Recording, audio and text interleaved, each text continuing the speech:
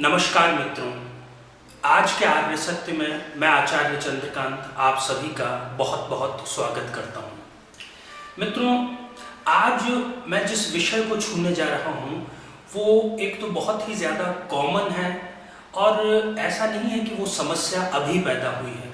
वो समस्या मेरे ख्याल से जब से सृष्टि की रचना हुई है तब से वो चली आ रही है लगातार। हाँ, ये ज़रूर है कि उसकी स्ट्रेंथ, जो समस्या की स्ट्रेंथ है वो बढ़ती चली जा रही है और उसके बढ़ने में बहुत कुछ हमारी आधुनिक, हमारी जो मॉडर्न जीवन शैली है उसने अपना योगदान दिया है, अवश्य ही दिया है। जी हाँ, मैं बात कर रहा हूँ वैवाहिक संबंधों की। वैवाहिक संबंधों में जितनी भी और समस्याएं इन्वॉल्व है वो सभी मैं आज चर्चा के दौरान आपसे उस पर डिस्कस ज़रूर करूँगा।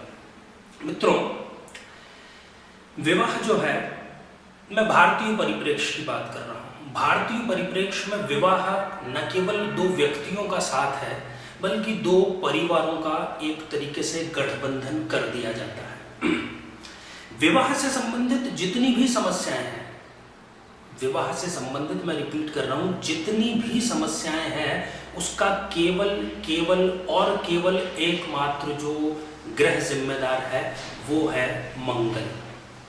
अगर मंगल स्ट्रांग है आपकी कुंडली में और अगर आपने मंगल को देखते हुए शादी की है तो दूसरी तरह की जो समस्याएं हैं, चाहे वो शुक्र से रिलेटेड हो, वो सब अपने आप खत्म होती चली जाती है।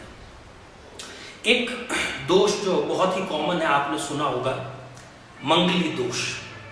अब मंगल का अगर हम शाब्दिक अर्थ लें तो शाब्दिक अर्थ तो है मंगल, यानी जो शुभ हो उसको मंगल कहा जाता है। पर जब मंगली दोष उत्पन्न होता है तब वो केवल अशुभ योग ही आपकी कुंडली में लेकर के आता है। अब हम बात करते हैं मुद्दे की कि ये मंगली दोष है क्या और क्या क्या इससे समस्याएं आ सकती हैं। मित्रों, सबसे पहले मैं उन जातकों को बताना चाहता हूं जो मंगली हैं और अगर किसी कारण से दहशत में है तो उनको इसमें चिंता करने की कोई ज़रूरत नहीं है। ऐसा कुछ भी नहीं है। जैसे दूसरे ग्रह कहीं ना कहीं कुंडली में विराजमान रहते ही हैं, वैसे मंगल भी है। अब आप ये जो सामने कुंडली देख रहे हैं, इस कुंडली में आप देख रहे हैं कि 1, 4, 7, 8 और 12, 1, 4, 7, 8 और 12 आप अपनी कुंडली उठा लीजिए। उसमें से अगर आपके 1, 4, 7, 8 या 12वें घर में कहीं पर मंगल है, ये जो लिखे हुए हैं 5, 6 ये गिनतियां, इससे आपको कोई लेना देना नहीं है। अगर आपके इस घर में, इस घर में, इस घर में, इस घर में या इसमें कहीं पर भी इनमें से मंगल है, इसका मतलब आप मंगली हैं। ये क्लियर हो गई बात। मित्रों, हमारे कार्यक्रम का उद्देश्य यह है कि जो ज्योतिष की बिल्कुल भी जानकारी नहीं रखता है उसको बिल्कुल ऑथेंटिक जानकारी उपलब्ध कराई जाए।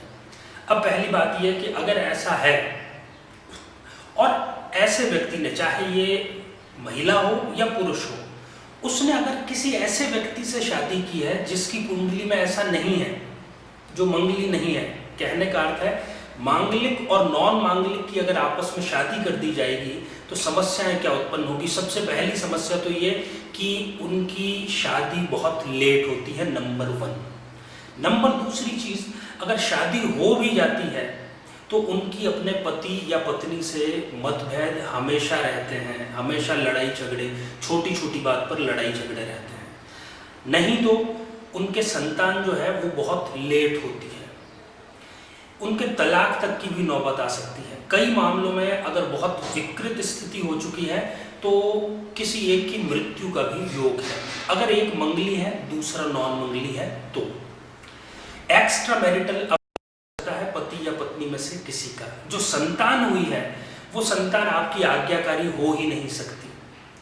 ये सारे इफेक्ट्स क्या हैं मंगली के नॉन मंगली से शादी करने पर। मैं ये आपको दावा कर रहा हूं कि आपको मेरी किसी भी बात पर बिल्कुल विश्वास नहीं करना चाहिए। आपको इस पर रिसर्च करनी है, आप खुद पर अप्लाई कीजिए, अपने दोस्तों, अपने रिश्तेदारों की कुंडलियों पर अप्लाई कीजिए। अगर आपको सही लगता है तो ही आप इस पर यकीन कीजिए। मैंने जो समस्याएं गिनवाई हैं उनमें से अगर कोई ना कोई समस्या उनके कुंडली में, उनके जीवन में है, तो ही आप मेरी बात पर विश्वास कीजिए। ये मेरा आपसे निवेदन है। अब ये तो है समस्या, अब इसका समाधान क्या है? समाधान दो लोगों के लिए मैं बताऊंगा। सबसे पहला समाधान, जिनकी अभी शादी नहीं हुई है वो स्वयं, जो माता पिता अपने बच्चों की शादी अभी करने चाह रहे हैं और कुंडलियां देख रहे हैं, तो उसमें ये ध्यान रखने की बात है सबसे पहली कि अगर आपका पुत्र या पुत्री मंगली है, जो मैंने अभी परिभाषा आपको बताई है कैसे पहचान सकते हैं, तो आपको उसके लिए मंगली वर या वधू का ही चयन करना है, नंबर 1 चीज। ये तो समाधान पहला है। दूसरा इसमें यह ध्यान रखना है कि अगर आपके जिस स्थान पर मंगल है, पहले में है, चौथे में है, 7वें में है, 8वें में है, 12वें में है, तो आप जिसको जीवन साथी बना रहे हैं उसके भी उसी स्थान पर मंगल होना चाहिए। इसका दूसरा समाधान यह है कि आप अगर मंगली हैं तो आप जिससे अपनी कुंडली मिलवा रहे हैं वो मंगली नहीं है मान लो, तो भी एक समाधान है जो हमें चमत्कार चिंतामणि नामक एक वैदिक पुस्तक में मिलता है। उसमें ये उल्लेख है कि 1, 4, 7, 8 या 12वें स्थान में अगर उस व्यक्ति के शनि है तो भी वो मंगली व्यक्ति से विवाह कर सकता है, शादी कर सकता है। दोनों समाधान हो गए, मंगली की मंगली से शादी, या अगर मंगली नहीं है तो उसको इन स्थानों पर, जिन स्थानों पर आपके मंगल है उसी सेम घर में उसके शनि अगर है तो उसकी शादी हो सकती है। फिर इस तरह की कोई समस्या नहीं आएगी। अब बात करते हैं उन लोगों की जिनका विवाह हो चुका है और जो इसका भुगतान कर रहे हैं, उनका पूरा जीवन या जितने भी साल हो चुके हैं विवाह को, उनको ये इस बात का भान हो जाएगा कि वाकई में वो इसका भुगतान कर रहे हैं और बुरी तरीके से कर रहे हैं। तो उनके लिए समाधान ये है कि जो पुरुष हैं, पुरुष अगर हनुमान जी की आराधना करते हैं, नियमित रूप से सुंदर कांड का घर में पाठ करवाते हैं, बजरंग बाण का पाठ करते हैं, मंगलवार का व्रत करते हैं, तो उनको इसमें 50% से भी ज्यादा शांति मिल जाएगी। ये तो समाधान था पुरुषों के लिए। अब बात करते हैं महिलाओं की। अगर महिलाएं जो हैं उनके साथ ऐसी घटना, मैं इसको दुर्घटना कहूंगा, हो चुकी है, तो वो गीता का जो 18वां अध्याय है उसका जो 9वां श्लोक है उसका वो नियमित रूप से पाठ करें। उसकी एक माला जो है वो रोजाना अगर वो जाप करेंगी तो इसमें उनको भी 50% से ज्यादा उनको इसमें समाधान अपने आप स्वयं महसूस होने लगेगा। मित्रों, इसके अलावा मंगली को लेकर के कोई दहशत का माहौल नहीं है। कई लोग बहुत तरह तरह की बातें करते हैं, किस तरह की उन्होंने मंगल को लेकर के एक पूरी, एक प्रकार से कहा जाए तो एक दहशत संहिता लिख दी है। उन लोगों से भी मेरा निवेदन है कि आप मंगल के नाम पर लोगों को डराना बंद करें। मित्रों, अगर आपको हमारा ये कार्यक्रम पसंद आ रहा है, आपको लग रहा है कि ये आपके जीवन में 1% भी अगर सुधार कर सकता है, तो आप इसको अकेले अपने तक सीमित ना रखें, इसको हर जरूरतमंद व्यक्ति तक पहुंचाएं। इसके लिए आप हमारे YouTube चैनल को सब्सक्राइब कर सकते हैं। सब्सक्राइब करना इसलिए आपके लिए फायदेमंद होगा कि आपको हमारे द्वारा जो कार्यक्रम प्रस्तुत किए जा रहे हैं वो नियमित रूप से आपको मिलने शुरू हो जाएंगे। दूसरा, आप Facebook पर भी हमारा पेज लाइक कर सकते हैं, ग्रुप ज्वाइन कर सकते हैं। इसके अतिरिक्त आप हमारी वेबसाइट acharyachandrakant.com पर जा सकते हैं।